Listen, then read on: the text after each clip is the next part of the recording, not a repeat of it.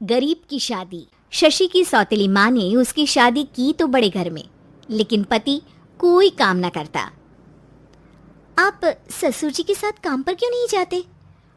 हाँ जाऊंगा, लेकिन कल से। आज जरा मैं दोस्तों के साथ घूमने जा रहा हूँ। शशि के दो बच्चे होते हैं, लेकिन रमेश का हाल वैसा का वैसा ही रहता है।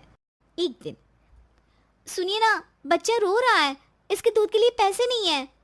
अरे तो पिताजी से ले लो ना। क्यों? अगर आप में कमाने की क्षमता नहीं थी तो शादी क्यों की? तभी घर आई बड़ी ननद बोल पड़ती है।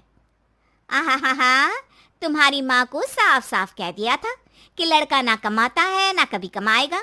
हम चार चार बहनें हैं इसका ख्याल रखने के लिए, और पिताजी का इतना सारा पैसा, तुम्हें किस चीज की कमी रखी है?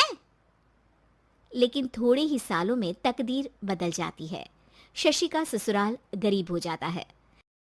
सब बिकने के बाद शशि अपने पति, बच्चे और सास के साथ किराए के मकान में आ जाती है। मैं कोई नौकरी करना चाहती हूँ दीदी। अरे इतने बड़े घर की बहू थी शशि, तुम नौकरी करोगी? नहीं नहीं नहीं नहीं। नहीं करूंगी तो घर कैसे चलेगा? बच्चों को भी तो पालना है ना। तभी शशि का भाई आ जाता है।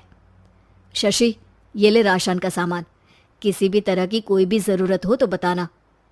भाई, अब मैं नौकरी करूंगी। देख बहन, वैसे तो मैं तेरे साथ हूं, लेकिन हाँ, मैं ये भी चाहता हूं कि तू अपने पैरों पर खड़ी हो जा। शशि को एक प्ले स्कूल में छोटे बच्चों को संभालने की नौकरी मिल जाती है। एक दिन, शशि, मेरे स्कूल को अब तुम संभाल लो, मैं कुछ दिनों के लिए अपने बेटे के पास जा रही हूँ। लेकिन प्ले स्कूल अकेले मैंने कभी नहीं संभाला है। अब ये सब मैं नहीं जानती, इतने महीनों में तूने जो देखा बस पूरे आत्मविश्वास के साथ उसे करना। शशि नीलम के जाने के बाद पूरे 1 महीने उसका स्कूल अकेले संभालती है, और फिर एक दिन आता है जब वो अपना खुद का स्कूल भी खोल लेती है। वाह शशि, तुमने आज मेरा सर गर्व से ऊंचा कर दिया। तुम्हारा यही आत्मविश्वास तुम्हें बहुत आगे ले जाएगा। नीलम, बहुत आगे जाने की चाह नहीं है, बस ये छोटा सा स्कूल मेरे बच्चों की अच्छी शिक्षा में मेरी मदद करे, यही मैं चाहती हूँ। शशि थोड़े थोड़े पैसों से ही अपना परिवार पाल रही थी। एक दिन उसके घर उसकी बड़ी ननद आती है। अरे भाभी, घर में कूलर तो लगा लेती, मेरी माँ को कैसे पंखे में लिटा रखा है? अरे तो शशि कौन सा एसी लगा कर सो रही है, वो भी तो यहीं रहती है ना मेरे पास। ज्यादा यहाँ आकर मेरी बहू को परेशान न किया करो। हाँ, मुझे भी शौक नहीं है इस छोटे से घर में आने का।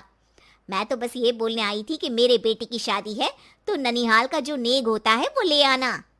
हाँ, जितना बनेगा कर देंगे, और ना हुआ ना तो वो भी नहीं करेंगे। तभी शशि बोल पड़ती है।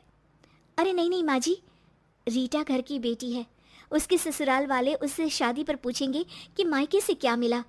रीटा, तुम मुझे सामान की लिस्ट भेज देना, मैं पूरी कोशिश करूंगी कि तुम्हारी हर डिमांड को पूरा करें। अच्छा, मैं खाना लगाती हूँ। शशि ये बोलकर किचन में चली जाती है। धीरे धीरे कर शशि किसी न किसी तरह अपनी सारी ननदों की डिमांड भी पूरी करती, बच्चों की ख्वाहिशें भी, और उनकी पढ़ाई के लिए पैसे जोड़ती। एक दिन जब शशि का बेटा 12वीं पास करके आता है। माँ, अब तुझे काम करने की जरूरत नहीं है, मैं अब कोई ना कोई नौकरी करके पढ़ाई भी साथ कर लिया करूँगा। शशि को लगता है कि बेटा और आगे पढ़ाई करे, लेकिन वक्त की मार के कारण वो बेटे को काम के लिए हाँ कर देती है। अब बेटा एक बैंक में चपरासी बन जाता है। लड़का, देखने में तो बड़ा अच्छा है, अंग्रेजी भी पटर पटर बोलता है, फिर चपरासी क्यों? लड़का सारी बात मैनेजर को बता देता है। अच्छा, तो मैं तुझे एक मौका देता हूँ, तू यहाँ रहकर दूसरे डिपार्टमेंट का भी काम सीख।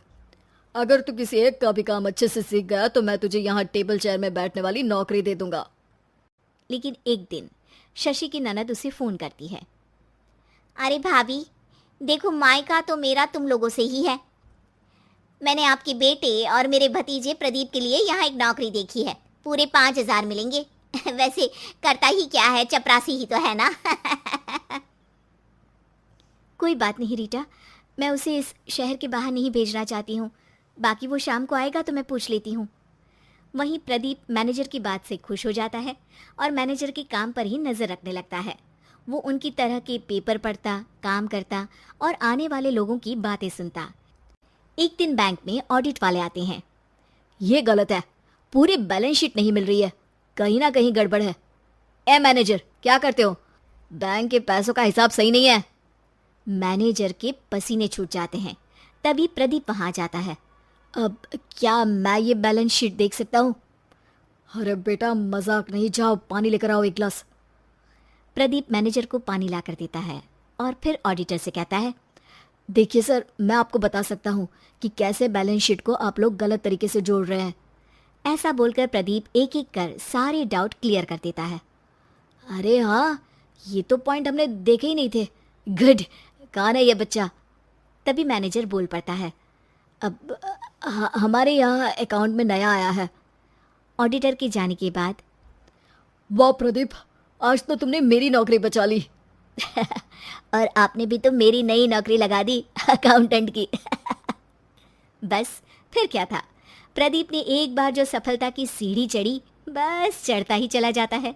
फिर एक दिन शशि की ननद, अरे भाभी कैसी हो? घर को तो बड़ा ही सुंदर चमका रखा है। अरे बेटी, कैसे आना हुआ? तू तो इस छोटे से घर में आना भी नहीं चाहती थी। कोई खास काम है क्या? अब हाँ, वो माँ, मेरा जो मजला बेटा है ना, वो अकाउंट से पढ़ाई कर रहा है, तो प्रदीप से बोलकर उसकी भी कहीं अच्छी नौकरी लगा दो ना।